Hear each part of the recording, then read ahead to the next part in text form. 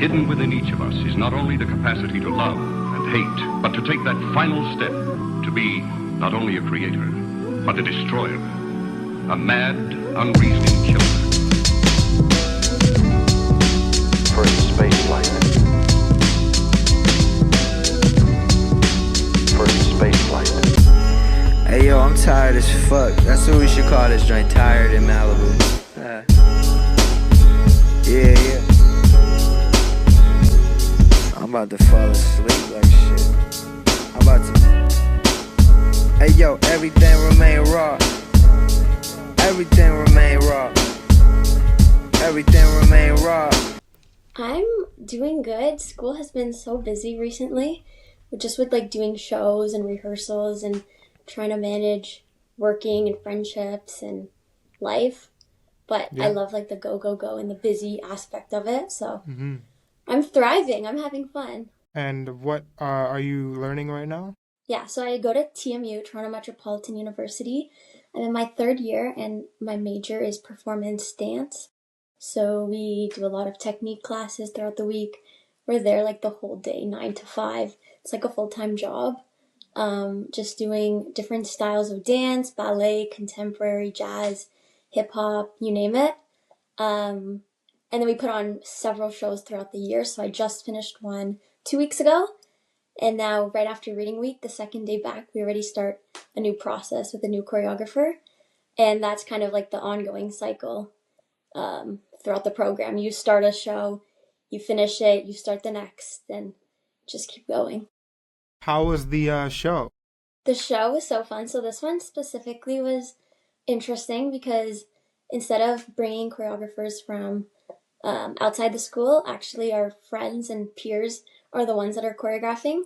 So you get to work with your friends in a whole different way instead of just, casually in rehearsals. They actually get to lead you and you get to lead them throughout a creative process, which is really fun just to see how your friends are like constantly a source of inspiration for your life. Am I moving around weird? I feel like my connection's like a little weird. Yeah, it's a little bit staticky. Is it? But yeah. I don't know if that's just on... It might be on my end. I am in like a full-on studio, so it might be on my end. I'm so sorry about that. No, that's okay. As long as I can hear the question, I'm good. Okay, good. I could see you perfectly, and I can see myself perfectly, so I guess It should work. Awesome.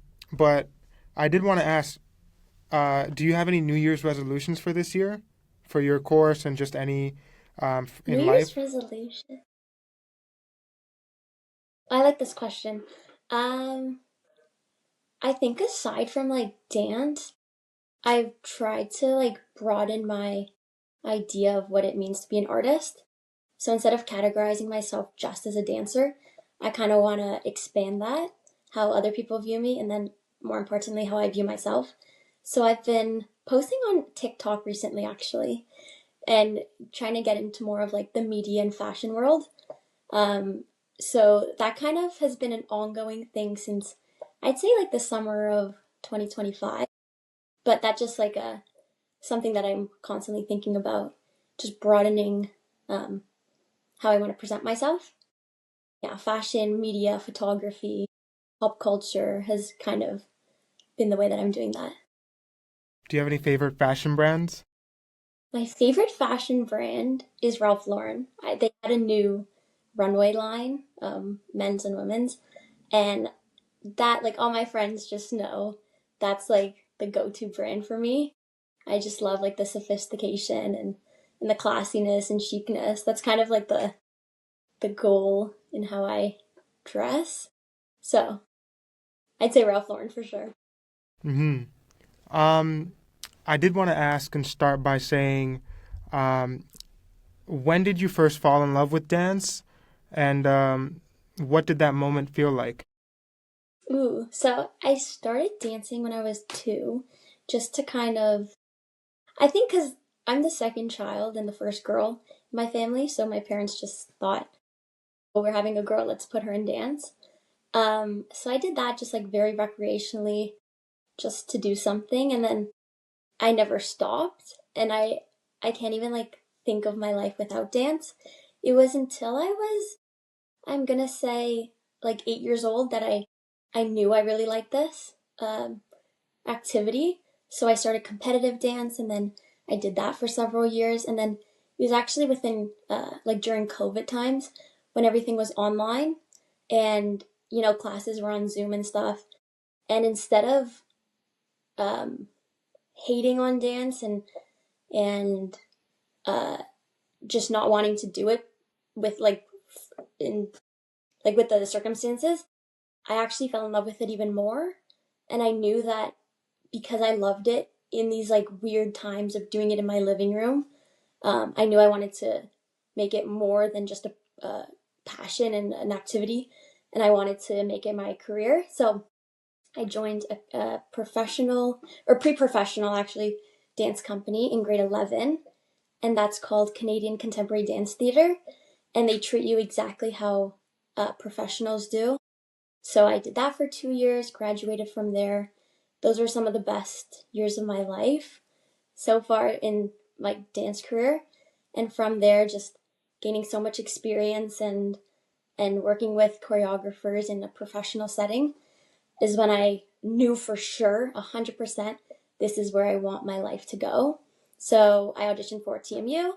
I'm grateful that I got in, and from that point on, it's just been something that I can't live without, and it's a huge part of me. Super happy for you. I'm sure a lot of people are super happy for you. Getting into TMU, it's a big Thank you. deal. Um, what Yeah. style of dance feels like you? What's like your style of dance and why? I love ballet and contemporary, kind of like merging the two. I love technical elements of ballet and like the precision and how there's a right way to do it and a wrong way to do it. And you're always striving to be perfect, which is impossible in any form of art, dance included. So I love that aspect. And then contemporary is kind of more avant-garde, and you get to be yourself and have creative liberty as to who you want to be. So I really think that I can showcase who I am in contemporary and have the freedom there. So those two are where I hope to land a career and in a company position in the future. But I love to incorporate other styles as well. We use like hip hop, fusion, uh, Latin, West African, even. And it's just interesting to see how many uh, influences are like constantly within you. So ballet contemporary is like my go-to though. Hmm. That's for sure. Um, this is just like a random question that I wanted to ask. If you had to describe Mm-hmm. yourself as a dancer in 3 words, what would they be? 3 words. I think they'd be explosive. I love some explosive movements. Like powerful. So explosive, one. Um, precise, two. And explosive, precise, and let's go illuminating. Trying to Illuminating. show whoever I am. Yeah, Illuminating. to everyone else. That is a completely. I was not expecting that word. Illuminating. That's a good word. That is a great word. Thanks. Um, Now, this is a great question I would like to ask you is what's something people misunderstand about dancers? Ooh, I think dance. Oh, I have a good answer. Dancers are not intelligent people. I think that's the furthest from the truth that could ever be said. Dance. People always say like when you tell them that you're in university for dance, there's two responses that people tend to give. One, they think it's so cool, and you never really hear dance as a university major. So that one is, I like to hear that one. The other one is like, so what's your real job? What are you really studying? And they don't understand that dance is so difficult physically and mentally, just remembering all the choreography, staying present, being in tune with your mind-body connection. And it takes a lot of like math even for like all the counting and the musicality. And dance has given me so many like life skills, and I think dancers are some of the most intelligent, fast, learning people there are. So some people don't see that though. Yeah, no, I understand because same thing in this industry, and in like other media industries, people are always like, "What the fuck? Like, what is your actual job? Give me a blue collar job instead of something like this or dance or just anything in the creatives." So I think a lot of people can relate to that. So yeah. When you're learning And I think choreography, creative people just like, oh, yeah, yeah. keep going, keep going. Well, I was just gonna say, I think creative industries are what helps make the world go round. You know, you need like the doctors and lawyers and the businessmen and businesswomen and all that. But without the artists, like what even is culture? So we help society in fun ways. Yes, yes, yes, we do.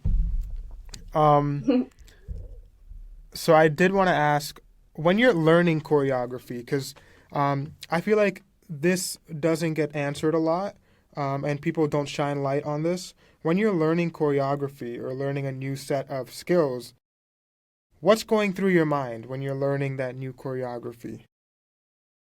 Okay, so first, I always think of like picking up as much as I can retain.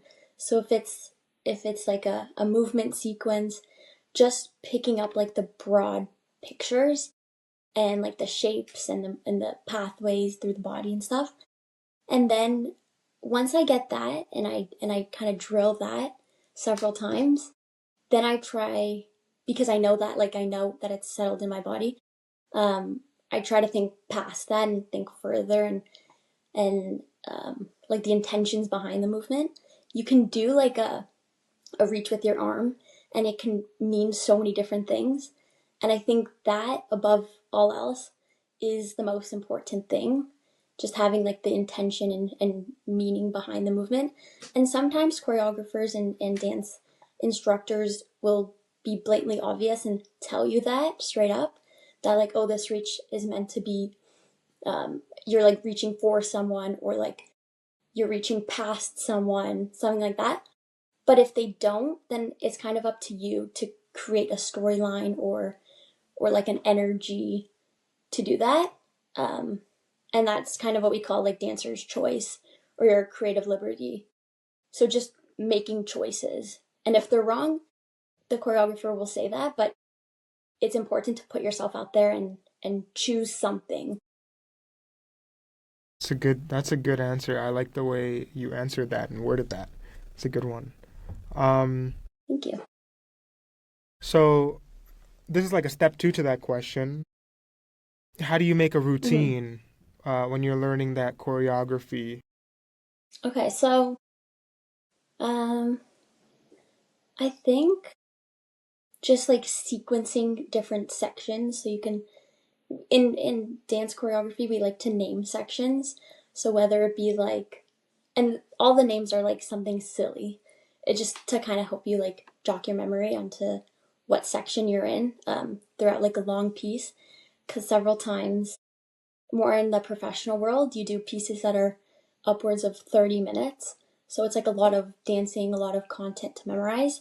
So just thinking of little fun ways, just like when you're studying, how you create little like play on words or things to memorize. Dancers, at least for myself, I do the same thing and just try to associate like a certain section of movement with a funny name or a color or like an energy to kind of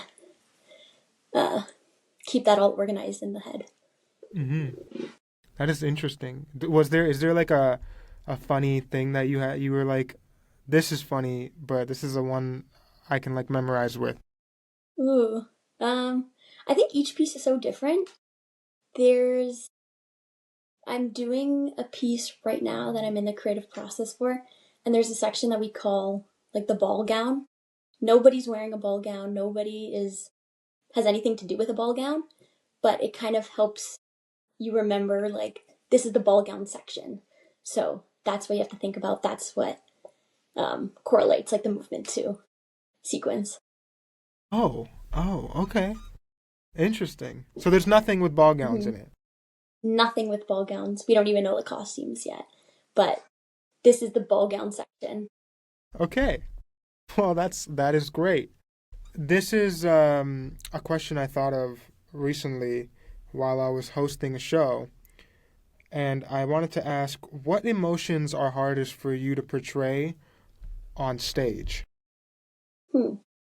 I think more of oh, this is a good question. I know what's easiest. The hardest I'd say is probably like the sad, angry side because I feel so much joy when I dance with, especially with my friends and my colleagues that like I'm so close to now. So the joy already comes naturally, and I don't even have to think about putting on, a happy face or like emoting that because that's genuinely what I'm feeling. But sometimes pieces that are like really sad and dark, it's harder to relate to. So it just takes more time and like concentration onto how exactly you're emoting it to not give the wrong message. Do those take more time to practice and do runs because it is so hard to portray the message and emotion? Yeah, it's a lot of self work as well. So I really, in my personal life and dancer life, I guess, I love to journal. So after rehearsal, I'll journal. Before bed, I'll journal. Um, and when it comes to those like really dark pieces, journaling really helps to create like the character of sad and not be sad yourself because that's a tricky situation when you're spending so many hours in rehearsal doing this like really hard task of like becoming sad that you're not actually being sad, if that makes sense, and that you're just putting on a character and a mask to do that in a safe and well-minded way. Do you like journaling? Like, is it something that you enjoy doing? Is it therapy for you? Yeah, my journaling is like I have it right behind me, my journal. I do it every single day. I just think it helps me at least stay grounded and stay grateful, create goals for myself and have them like written down so I know exactly what I'm focusing on. Because sometimes in dance and just in life in general, we think so broadly, and sometimes the goals are like hard to reach. So if we make smaller goals and write them down and how we're processing them, I think that that helps us reach further towards our goal. Yeah, totally. I agree with that. I started writing little pieces down as well, and it does help for sure. Like if people do want to journal, if people do want to just write little things down in like a notebook, it does help. And it is truly, if you are alone or whatever, it is truly the best way to get your feelings out. Um, For sure. Couldn't Now agree. moving away from the depression and all the just sadness. Um, how do you stay motivated on days when your body or mind feels exhausted? This is what I've been really practicing on this semester, and it's just sometimes you just need to take a day off and not let the ego of and like perfectionism get to you. And sometimes missing a day and like resting is truly the only answer. But before that, I I love to push myself and just remember like why I'm an artist. And I think having friends that you're inspired by around you and in your circle is very important. And most of my closest friends are dancers in the dance program, actually. So we spend a lot of time together, and just having people around you that understand what you're going through because they're going through similar, if not the same thing, help you like bounce optimism and hope and happiness onto each other. So that really helps. But sometimes having a me day and just taking a day off, if it's available, is helpful. I've also started yoga recently, so that's really helpful as well for the mind and body, but mostly for the mind. What does a you day look like? A me day, like a perfect day in my world. A perfect day. It could be the perfect day. Okay. Well, a perfect day would mean that it would be summer, but that's obviously weather permitted. I think just like having a slow morning, going to get a coffee, hanging out with some friends, taking, a yoga, Pilates class, something like that. I love spending time outside, so when the weather permits, I love to go on like a long walk. I love music, so just listening to some music, my headphones, getting away from my phone and social media is good for the detox. And yeah, just spending time with people I love, my friends, my family, and also some me time by myself with my music. Totally. That is a great day. Going on long walks, listening to music, even while going on long walks, and like headphones or just a speaker, whatever. It's great. I do that a lot if the weather is good. I don't know about today. But. No, it is rainy. It is bad. It is like muddy outside. I stepped, like the water was like huge when I started walking here. The puddles were like literally like my whole entire, like it was bad. But it's okay. It's crazy. One day it's like beautiful, the next it's snowstorm. We live in a city where the weather is completely bipolar. Yes. I wouldn't change it for the world though. I do love Toronto. Right. True. This is a question I wanted to ask. I always say that. I don't know why I'm saying that so much, but this is a question I would like to ask is, what's the biggest mental challenge dancers face?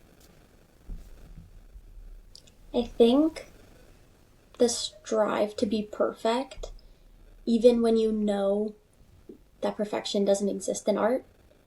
And comparison is something that's difficult among dancers. But I think the perfectionists, I think I still am.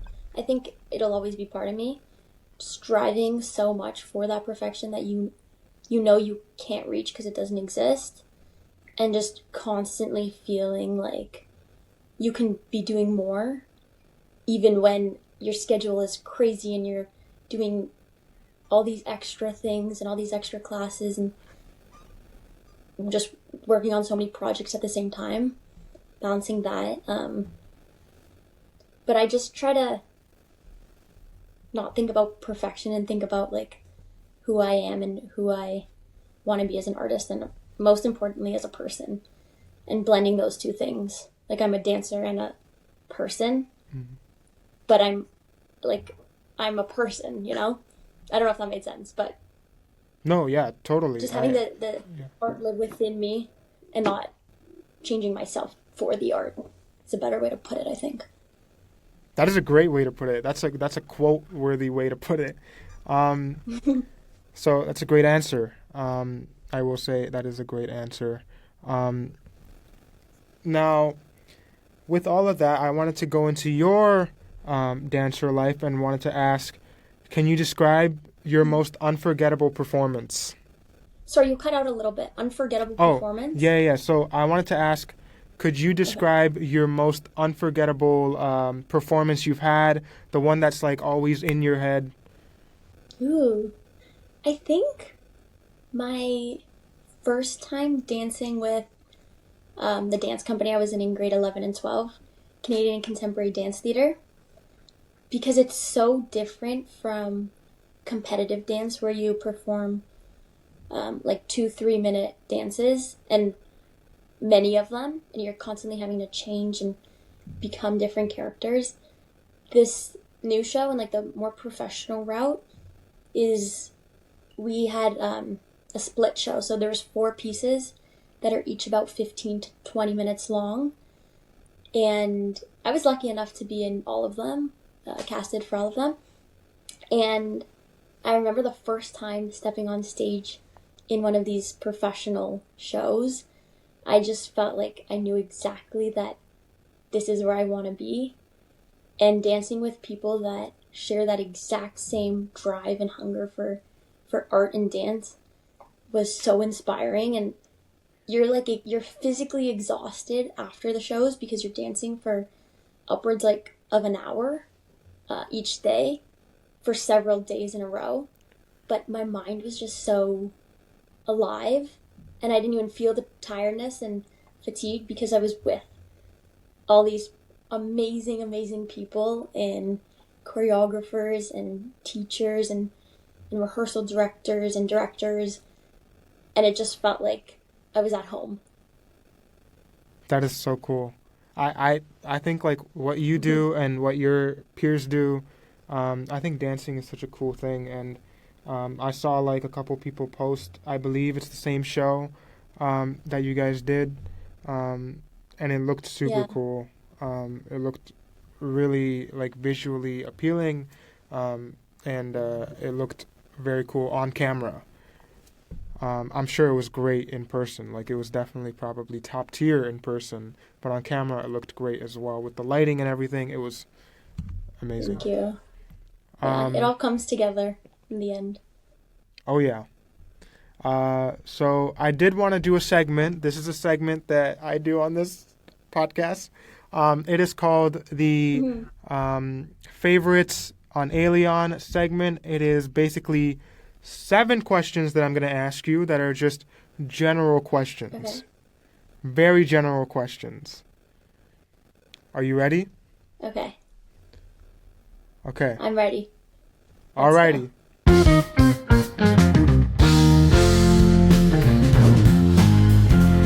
Top 3 movies. Ooh. The Notebook, 10 Things I Hate About You, and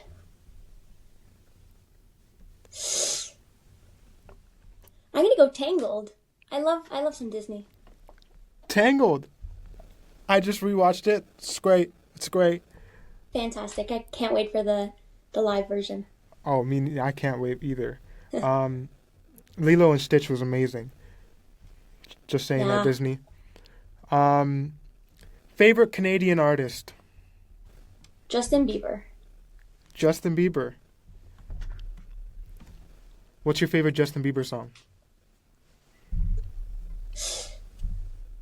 I've been loving Daisies recently from his like newer album, but I also love his old stuff. Do you like Yukon? I do. I think it's overplayed a little bit, but the song itself I like. What about Daisies? It's like, on all radio stations. I know. Daisies is great though.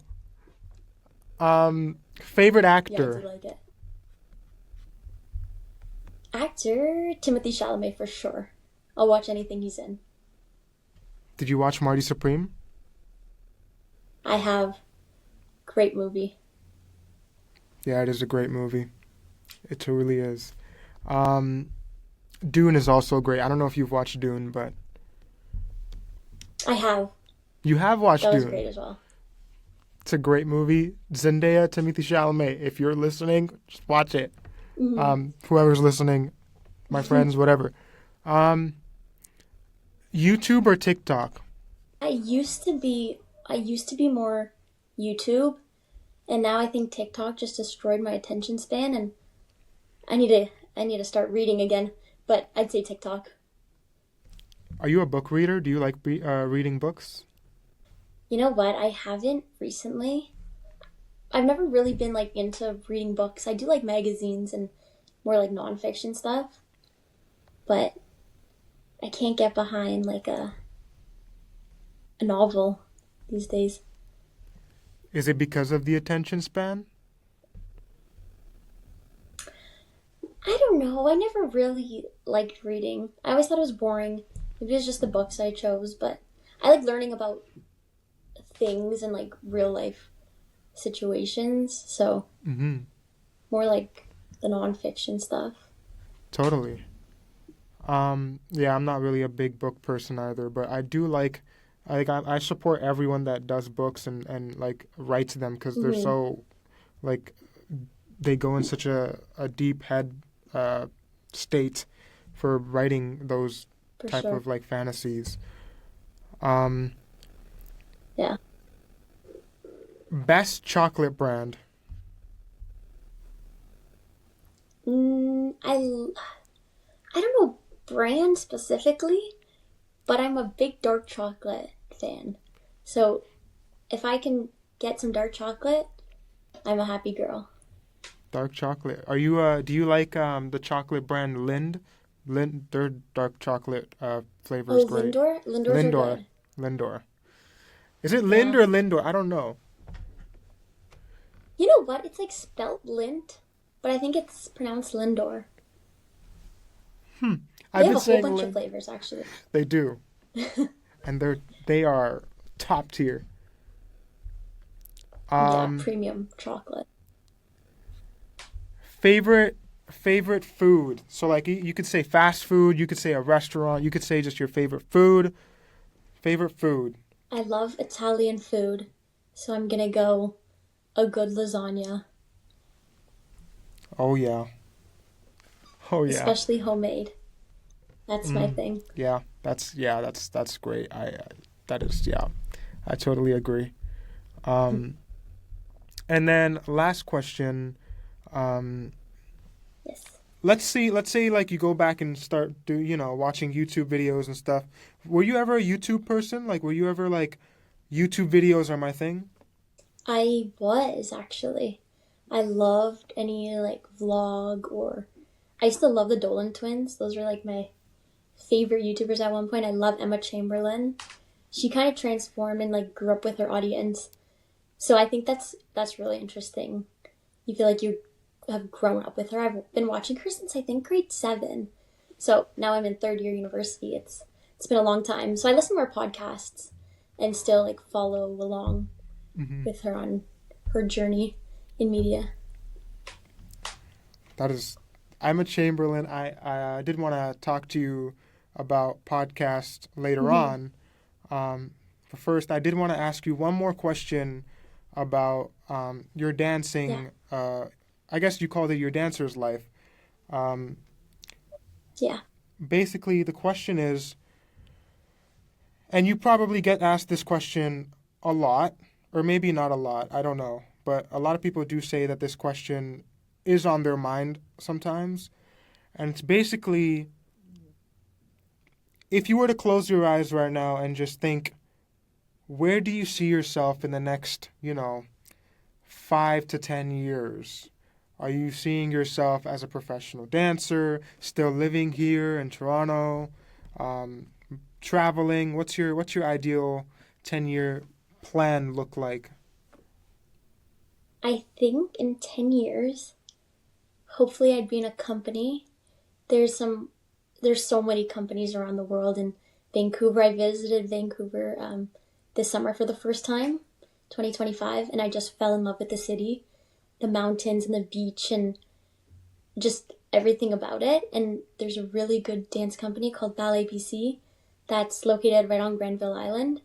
So I don't know, in 10 years, maybe, hopefully sooner, maybe in 5, let's say, I'd be dancing for them. But in 10 years, I definitely want to, I don't know if I'll live in Toronto. either, like I said, Vancouver or New York. I want to be really well traveled and travel all around Europe and things like that. But still having dance in my life for sure, but expanding past that as well into media and maybe photography or like fashion. So I don't know, just broadening my artistic self.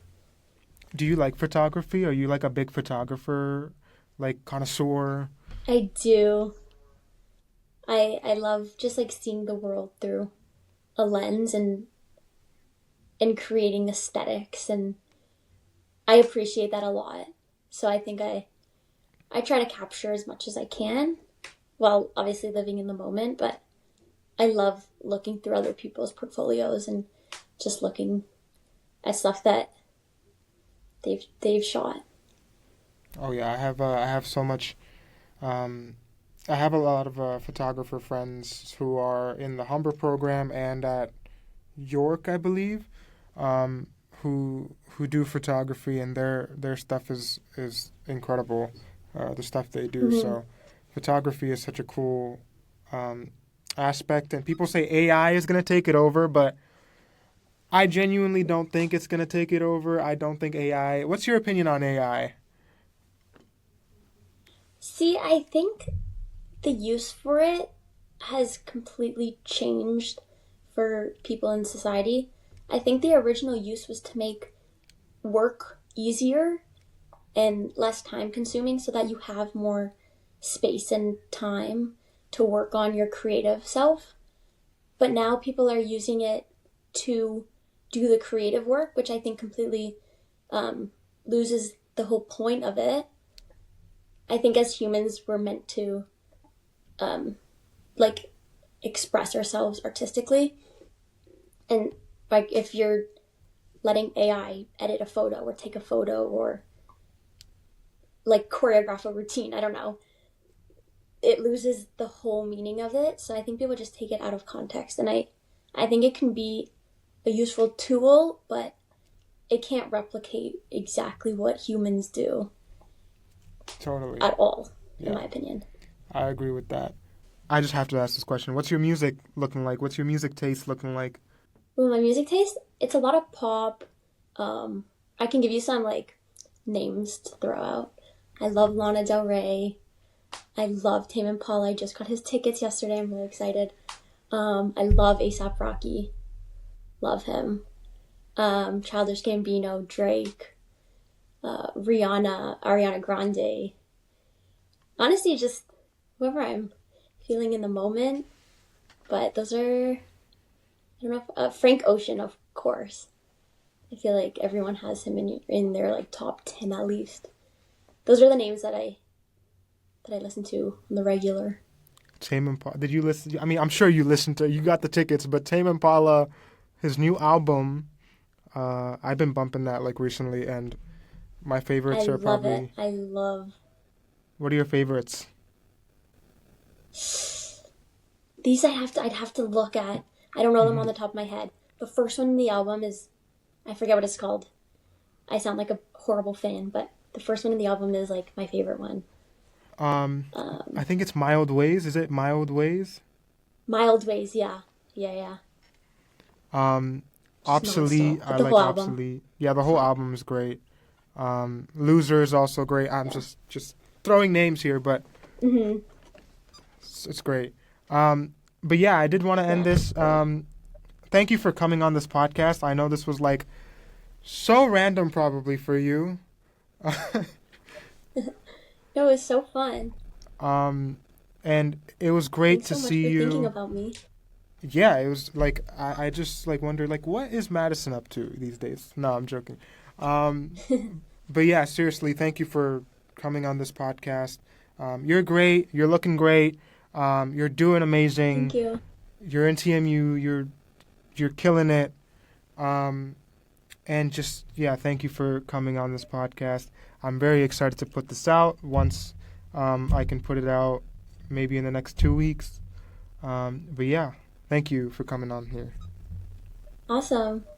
疲れふと見れば疲れふと見れば疲れ